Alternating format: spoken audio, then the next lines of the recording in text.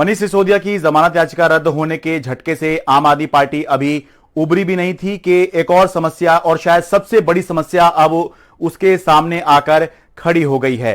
दिल्ली के मुख्यमंत्री अरविंद केजरीवाल को एनफोर्समेंट डायरेक्टरेट प्रवर्तन निदेशालय यानी ईडी ने नोटिस भेज दिया है और पूछताछ के लिए बुला लिया है। गुरुवार 2 नवंबर सुबह 11 बजे अरविंद केजरीवाल को पूछताछ के लिए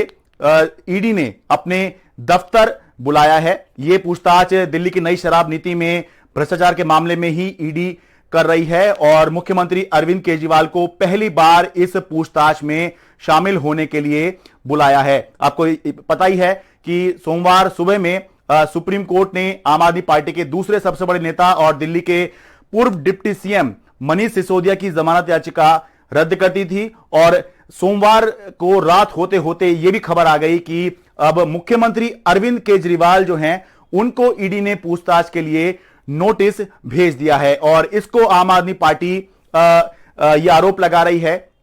कि केंद्र सरकार किसी भी सूरत पर आम आदमी पार्टी को खत्म करना चाहती है और केंद्र सरकार की कोशिश है कि अरविंद केजरीवाल को गिरफ्तार किया जाए जिससे कि आम आदमी पार्टी खत्म की जा सके। देश में शायद पहली बार ही होगा कि एक सिटिंग सीएम को एनफोर्समेंट डायरेक्टरेट ने पूछताछ के लिए बुला लिया हो। इससे पहले सीबीआई अलग अलग मामलों में हमने देखा है कि सिटिंग चीफ मिनिस्टर को पूछताछ के लिए बुलाती रही है। खुद अरविंद केजरीवाल को दिल्ली की नई शराब नीति में भ्रष्टाचार के मामले में 16 अप्रैल को सीबीआई ने पूछताछ के लिए बुलाया था। लेकिन जिस तरह से बीजेपी के नेता लगातार ये कह रहे हैं कि ये जो शराब नीति थी इसमें जो भ्रष्टाचार हुआ है ये इसमें और सारे कर्ता धर्ता जो हैं वो अरविंद केजरीवाल ही हैं और इन सब के बाद में जो पहले गिरफ्तारियां हुई हैं अगला नंबर या आखिर में अरविंद केजरीवाल की ही गिरफ्तारी होनी है। तो उसके बाद से लगातार ये अटकलें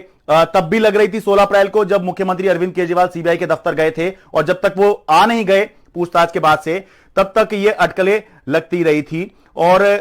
उसके बाद से अभी तक 16 अप्रैल को सीबीआई ने पूछताछ की थी। उसके बाद से अभी तक इस मामले में कम से कम मुख्यमंत्री के मोर्चे पर कोई खास एक्टिविटी नजर नहीं आई थी। ऐसा लग रहा था कि शायद सीबीआई को कुछ इसमें नहीं मिल रहा है या और कुछ डेवलपमेंट इस केस में नहीं हो रहा है। लेकिन एक तरफ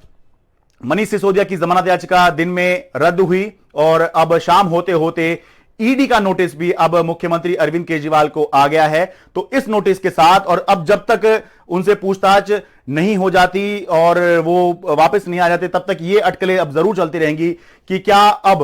अरविंद केजरीवाल भी गिरफ्तार होने वाले हैं। क्या ईडी एक सिटिंग चीफ मिनिस्टर को, आज तक देश के इतिहास में कभी नहीं हुआ कि एक सिटिंग चीफ मिनिस्टर को गिरफ्तार कर लिया जाए, क्या अब ऐसा होने वाला है। 2 नवंबर को इसी बात पर नजर रहेगी और उससे पहले लगातार इस पर चर्चा चलती रहेगी। Sharad Sharma, NDT media.